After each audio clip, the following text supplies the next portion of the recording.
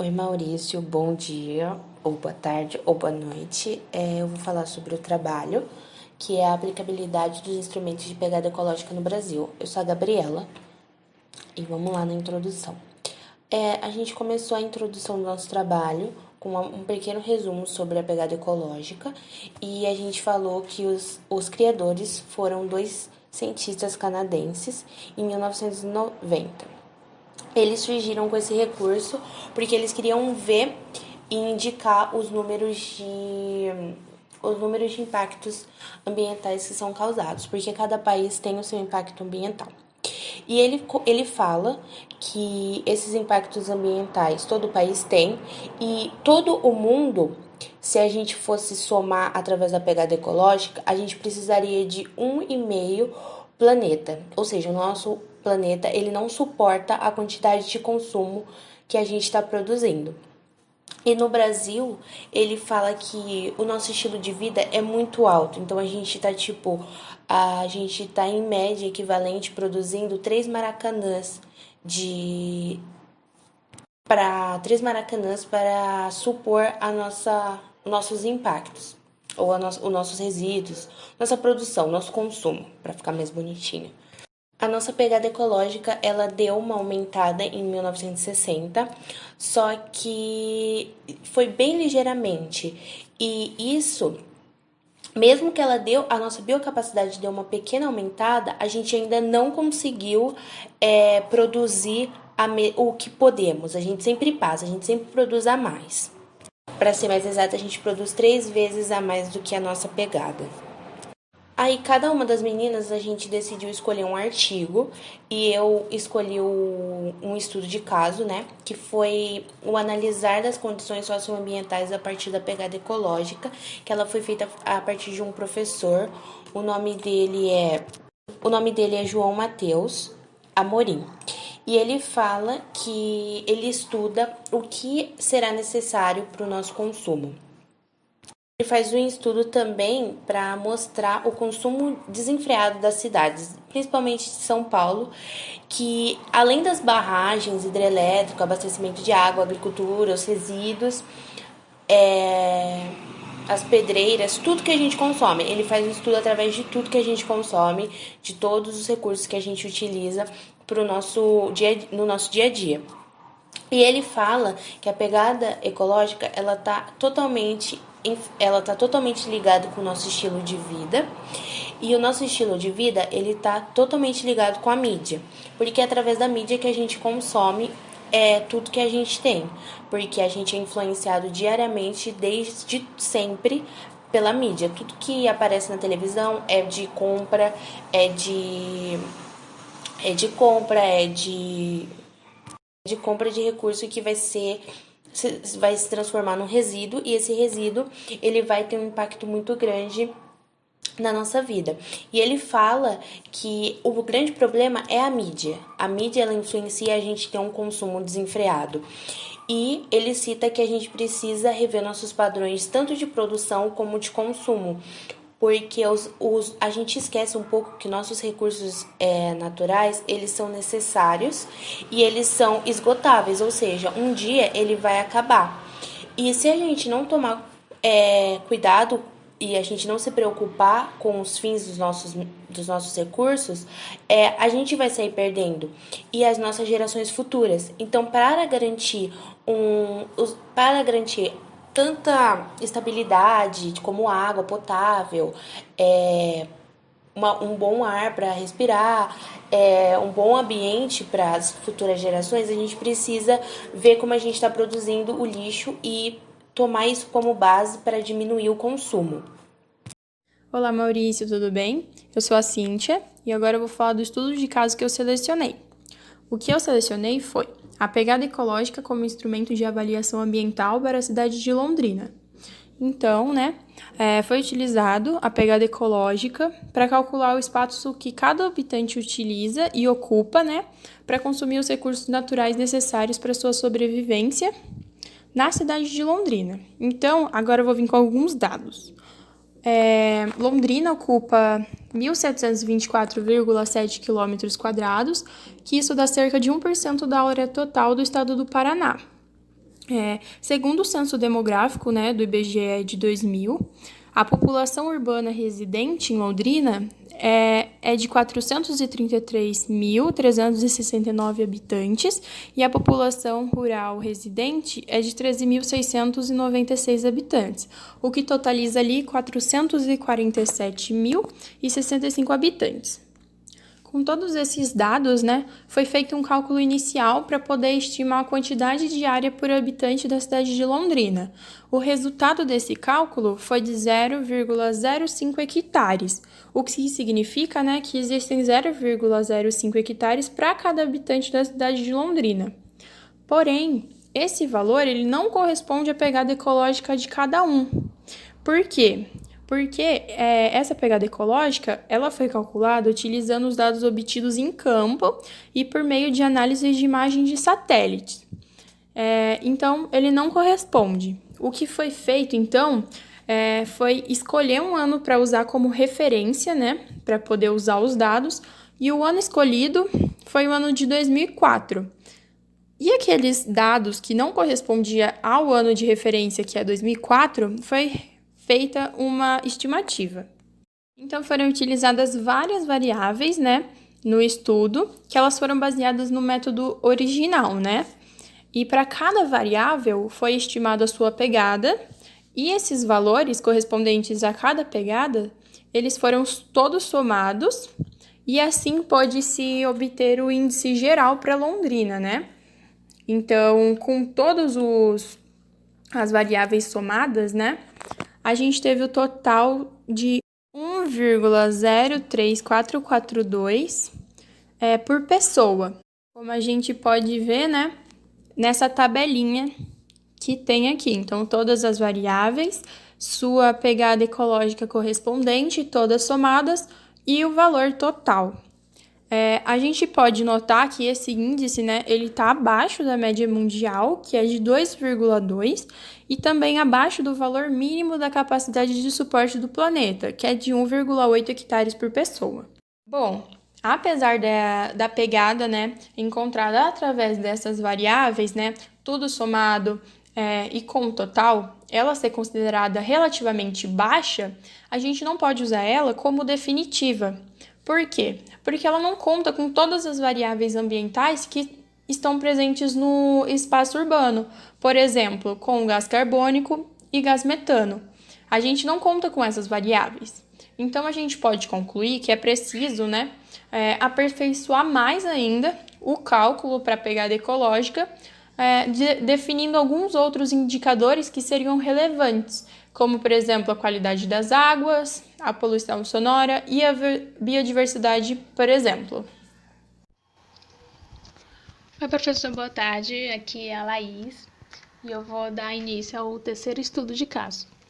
Ele consta do artigo sobre metodologias para a gestão do turismo sustentável, um estudo de caso do Jalapão, no Tocantins. Esse caso ele é bem específico, um pouco mais específico, porque ele acontece dentro de uma unidade de conservação. A presença de uma unidade de conservação no Parque Estadual do Jalapão. E nesse parque acontece a prática do ecoturismo, em que a comunidade local, no município de Mateiro, se beneficia, né? É o vínculo econômico que eles possuem. Só que, infelizmente, essa prática ela é explorada desordenadamente, sem um monitoramento, sem qualquer acompanhamento. Então, é uma unidade de conservação que fica exposta à prática do turismo. Então, ela está correndo sérios problemas de desaparecer. Então, nesse caso, os autores destacam bastante a problemática da destruição do frágil ecossistema de uma unidade de conservação, porque o Jalapão, essa área, eles têm bastante, é muito natural. É um lugar que possui dunas, possui um fervedouro, cachoeiras, rios. Então, é um lugar bem propício para a prática do ecoturismo, né? Então, assim, os autores eles resolveram escolher duas ferramentas de monitoramento, que é o barômetro de sustentabilidade de turismo, e a segunda, que é a pegada ecológica. Eles quiseram aplicar os dois métodos para encontrar uma relação, ou um complemento, ou uma diferença entre eles, né? Então, até o fechamento do artigo, o estudo ele ia ser aplicado. Então, eles não têm posso dizer, um resultado, ele não apresenta um resultado assim, concreto. Então, é só um estudo prévio. Então, assim, ele aborda esse barômetro, o Belém, em 2006, ele explica que os indicadores do barômetro eles são divididos em dois tipos. O bem-estar do ecossistema, seriam os indicadores, que representam as tendências da função ecológica. A água, a terra, a biodiversidade e a utilização dos recursos. E daí no sistema, né, uma ferramenta, ele cruza esses dados com os indicadores de índice de bem-estar humano, que representa, em nível geral, o bem-estar da sociedade. Tipo, saúde, população, riqueza, conhecimento, cultura, essas coisas. Então, aí eles são cruzados, esses dados são cruzados e são avaliados pelo sistema. Daí depois eles são classificados se eles são de insustentáveis e até altamente sustentável. Já o segundo método, que é a pegada ecológica propriamente dita, é a construção da matriz, né, de uso da terra, considerando os critérios de consumo humano, alimento, moradia, transporte. E daí são os itens, né, que são necessários, calcular a área de terra que são necessários para ser utilizados, né, pela comunidade. Então, as conclusões prévias que os autores chegaram era que o método BST, que é o barômetro, apesar de permitir uma visão integrada do sistema turístico e dos indicadores, né, eles definem que há grandes perdas de informações sobre as características individuais de cada um desses indicadores. Já sobre a pegada, eles comentam que não recomendam a sua aplicação isolada, assim como ambos os métodos, pois ele não levam em consideração fatores econômicos. Então, eles abordam bastante que esse foi um déficit muito encontrado no método da pegada ecológica. E como eu disse, eles, até o momento de fechamento do artigo, eles iam aplicar, então, iam aplicar essas ferramentas, então não se tem nenhum resultado concreto.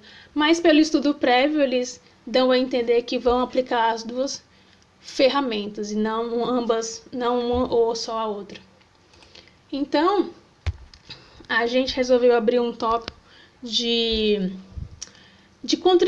algumas contribuições e limitações da pegada ecológica, né, desse método, que a gente encontrou em ambos os 3 artigos. Então, a gente resolveu comentar um pouquinho, porque achamos interessante, já que é um método mundialmente aplicado, mas a gente entendeu que eles têm algo a desejar. Então, alguns pontos positivos é que eles têm, o método aborda, eles apresentam, né, para a gente o atual padrão de produção e consumo do mundo e sua relação insustentável com os recursos naturais.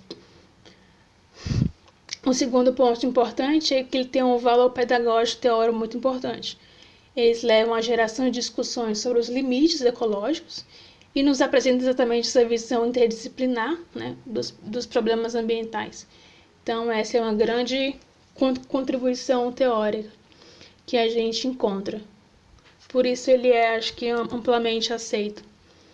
E como umas medidas, umas limitações que a gente destacou, a gente entrou num consenso, é que como medida biofísica, há poucas análises das dimensões socioeconômicas, né, da sustentabilidade. E em alguns casos, como aqui no Brasil, a nossa realidade chega a ser um pouco maquiada, porque a gente tem grandes taxas de desmatamento e ao mesmo tempo que a gente tem uma população muito grande. Então, meio que a nossa pegada ecológica fica meio mascarada, não é uma coisa totalmente transparente. É uma crítica que alguns outros artigos fizeram, que a gente achou bem interessante, a gente não tinha parado para pensar, nesse ponto. E um ponto interessante também é que qualquer afirmações que esses trabalhos com pegada ecológica fizer sobre consumo requer juízo de valor. Então, qualquer conclusões errôneas que... Não, qualquer não. Isso pode levar a conclusões errôneas sobre apropriação de riqueza e acentuar ainda mais as diferenças entre ricos e pobres. Então a gente chega à conclusão que ele é um método muito bom. Assim, ele é um método biofísico bastante utilizado. Ele é bom, mas ele também tem grandes pontos que podem ser melhorados. Mas é um bom método, mas que ele precisa ser um pouco mais estudado e um pouco mais avaliado. Só isso. Obrigada. Oi, sou a Cíntia novamente. Agora eu vou falar aqui um pouquinho da nossa conclusão. E para a gente começar a nossa conclusão, eu quero começar com esse gráfico que a gente montou, né? Segundo os dados da WWF de 2010. Então, atualmente, a média da pegada ecológica mundial é de 2,7 hectares globais por pessoa, enquanto a biocapacidade disponível é de 1,8 hectares global. É muito notável essa diferença, né? Então, a gente tem uma biocapacidade disponível muito menor do que aquilo que a gente consome. Então, a nossa pegada é muito maior do que o que está disponível. A gente consome muito mais do que aquilo que nos é permitido. Tudo isso leva a gente a refletir, né, sobre o perfil consumidor que a gente adota, né? Então, a humanidade, ela gera um déficit ecológico, né, que exerce a capacidade do planeta se regenerar. Então, todos esses estudos de caso que a gente apresentou aqui, eles são exemplos clássicos de como a pegada ecológica ela vem aumentando no Brasil sem ter o monitoramento adequado, né? Sem ter o monitoramento que é preciso. Então, com tudo isso que foi dito, a gente consegue concluir que a sociedade ela precisa urgentemente adquirir uma mudança de consciência, né? Através da educação ambiental para a sensibilidade com a sustentabilidade.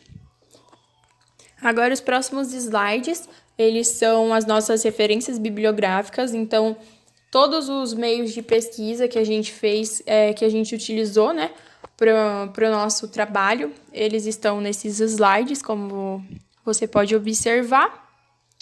E é isso, Maurício. Obrigada pela atenção. Espero que você tenha gostado. Até mais.